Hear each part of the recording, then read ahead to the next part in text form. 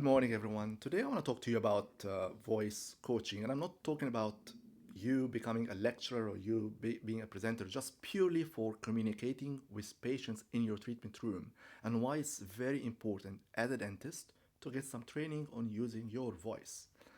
And I want to share with you some of my own experience. I think the easiest way is I will share with you a story about something exactly happened with me, and I'll give you some examples as well on how can you lose a patient in the treatment room if you are too boring when you're talking to your patients.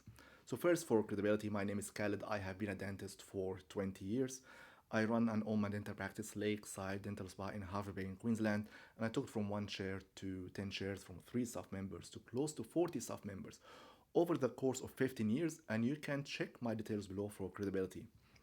So I came to Australia, probably moved here in 2007. I started my first job in Hervey Bay actually for another practice that was a different practice owner. And Hervey Bay is in 5 hours north of the Gold Coast in Queensland. So probably 95% of our patients were from Hervey Bay, haven't traveled much outside Queensland as well. Back then, I had a very, very thick accent. I wasn't very clear when I was talking. Probably I was too boring as well. And every time I talk to patients about treatment, about treatment planning, and things like that, they just switch off and they start sometimes look to the DA, so completely ignore me and wants the DA to translate, or worse, nod, yeah, yeah, that's fine, and they walk to the front office and tell the front office, I have no idea what the dentist was talking about. Just book me whatever. So I felt like I was losing patients. I couldn't build rapport with patients. I couldn't even communicate my knowledge to the patient and get them to be excited about the treatment.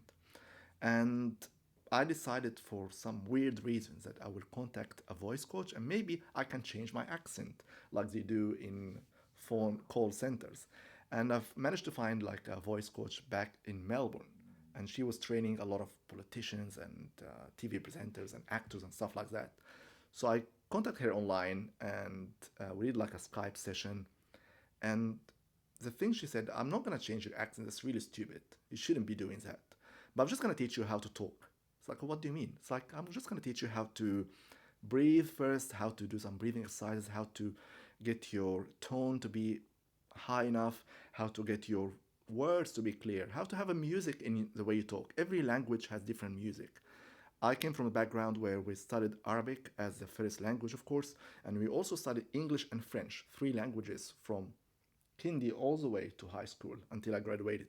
So each language has different music. French has different music, Hindi has different music, English has different music, and my accent was weird. Something combined between the three when I speak in English. When I'm talking English, still weird, but not as weird. So she said, I'm not going to teach you how to change your accent. I'm just going to teach you how to speak. And we did sessions over 6 months online. I used to record to her all my dental scripts, like how I present crown options, how I present, talk about cracks, how I talk about perio. And she will listen to my recordings and then give me some pointers. Look, this word you need to pause. Let the patient absorb the word first.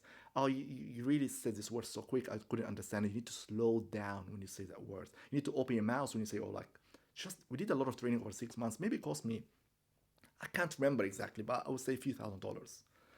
But I would easily say that was the best investment I've ever done in dentistry. Because when I'm talking to patients, I can now I can grab their attention. So I'll give you an example. So let's say a patient has a crack on their tooth, and you know that if they don't fix this crack, they're gonna be in pain. The crack will split the tooth in half one day, and they're gonna come back with an emergency.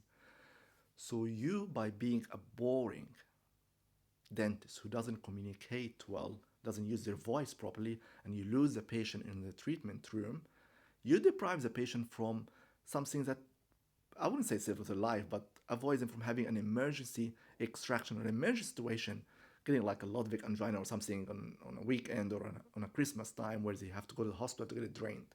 You could avoid that just being better in communication. So I'll give you the example. So let's say you have the cracked upper six. If you're a boring dentist without voice coaching like me 15 years ago, I would be like, okay, Mrs. Jones, we've got this. Maybe my eye contact will be even very poor, like I'm looking to the screen, not even looking to the patient. this tooth has a crack on the upper right side there, on this first molar. Well, cracks can eventually get bigger, get to the nerve, and cause a lot of pain. There are some options. We can either, like put a filling on it, monitor it, or put a crown, or we can keep an eye on it, what we like to do. Patient's like, I'll keep an eye on it. All right, no problem. We'll keep an eye on it as long as you know it might flare up and cause you problems. Now, you got the knowledge, but that's a very boring way, and the patient you'll probably lose the patient. What I would do differently now, especially after this training, I would try to create a story with the patient. I'll be more animated in the room as well. The way I talk in the room with the patient is very different when I'm talking to my friends socially, or talking to normal setting at home. I always tell my associates, like, you are on a stage, you have to perform. Then when you're off the stage, you can be yourself.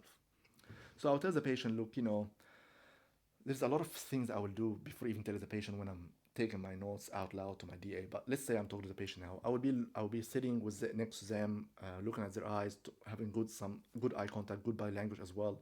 And I'll tell them, look, on the upper right side, there is this one tooth that has a big crack on it. And this crack luckily hasn't reached the nerve yet. So I'm not sure if you really want to know what can happen with this kind of situations, because some patients don't want to even hear about it, don't want to even know what can happen. They just want to come in here and tell me, hey, doctor, tell me everything's okay. Would you like me to be honest, tell you what can happen? Usually most patients are like, yeah, please tell me. So I'm grabbing their attention a little bit. Well, from what I've seen with those kind of cracks is, if we don't do anything about them, and we get those phone calls all the time, many, many times. Patients will call us, say, hey, I was having dinner last night with my family, beautiful dinner, beautiful restaurant, like this restaurant right on the Esplanade, on this new Italian restaurant or whatever. And I was biting on I was eating steak, I was just biting, and then suddenly I got this massive pain shooting straight into my head, and I have to be very animated. And I was in so much pain, I could not finish my dinner, I had to go home. And of course, I tried to call every dental practice, everything was shut, all the chemists were shut, I had to take a lot of painkillers. I could not sleep all night. Then 8 o'clock in the morning, we get this phone call of emergency. We see the patient, and then the tooth is split in half. We have to take the tooth out. And of course, fixing this tooth, replacing this tooth with an implant is going to cost a lot more. I would hate to see you in that situation, but this would happen if we don't do anything about the tooth. Now the patient have my attention. Would you like to know what options we can do to fix that? And then I will go through the options in a different way as well. But my point here, I don't want to go I have other videos on how to talk about cracks and crowns and stuff like that. My point to you, if you are a dentist, have a lot of knowledge, especially new graduate, you probably could be a little bit too boring. Unless you have some background before dentistry, like working in sales or working retail or working with people, you might naturally have this talent where you can talk to people. So my advice, before learning about dental implants, before learning about orthodontics, a lot of them spend a lot of money on courses, technical courses.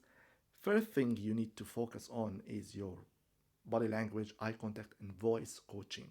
And this will help you massively in your career. If you find this information helpful, make sure you like it and share it with your friends and colleagues. If you want to hear more about my videos, please subscribe to my channel and you'll be notified when more videos are released. Thank you so much for listening to me. It means a lot to me.